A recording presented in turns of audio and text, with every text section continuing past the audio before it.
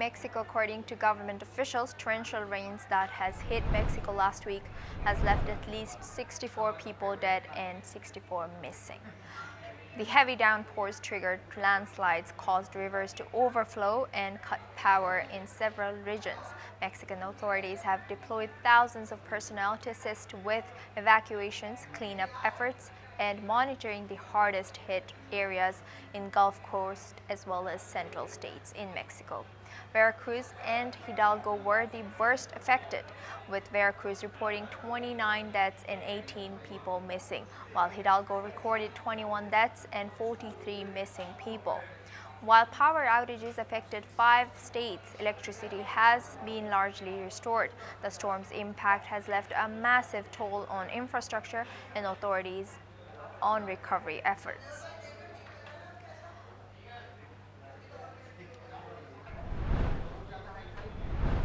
There's a political crisis going on in Africa. Madagascar's president Andry Rajoelina has left the country after weeks of youth protests left the African leader increasingly isolated.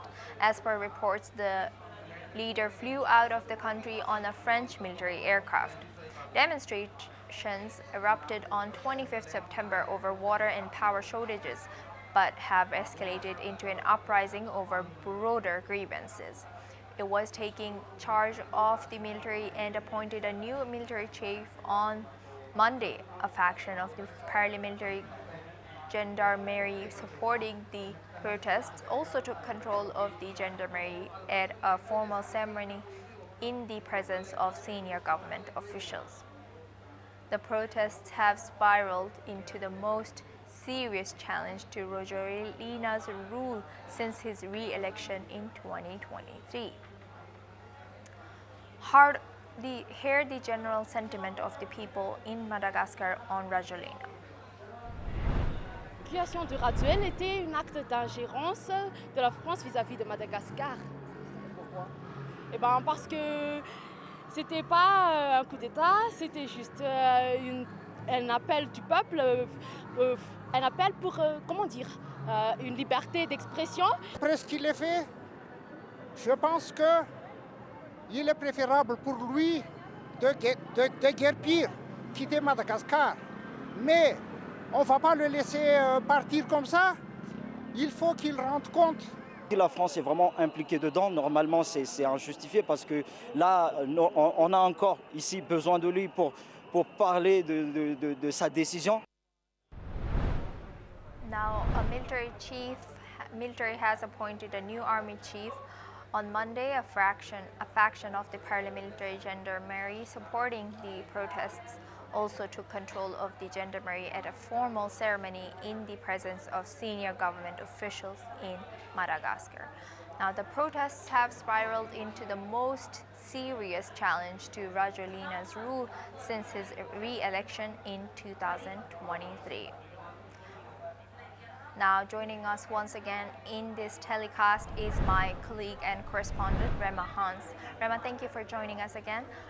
Now, what can you tell us about what has been transpiring in Madagascar? Yes, Asuma, as you rightly mentioned, there are massive protests, and this has been going on since September 25th. And this is a youth-led protest that has taken place in Madagascar, which has now turned violent and has forced the president to fly away from Madagascar. And we are learning that the allies of President Rajoelina have also left Madagascar, and he was actually scheduled to address the nation around in the next 10-15 minutes, but the soldiers have threatened to take over the state media headquarters in Madagascar, which will now delay the president's address. However, in his absence, the CPAT, which is a rather powerful military in Madagascar, is successfully running the government and have ensured that there will be peaceful protests now, and they have taken control of the security forces and and they are now celebrating the president's removal and that he is left Madagascar, and some of them are now demanding the resignation of Rajoelina. Now, to tell our viewers, Asuma, the reason why the protest also escalated recently is because of the ongoing hardships that's faced by the people of Madagascar. They have also mentioned that there's a lot of intervention from French leaders, and there have been protests against the political instability, economic hardships, as I mentioned, and corruption in the region.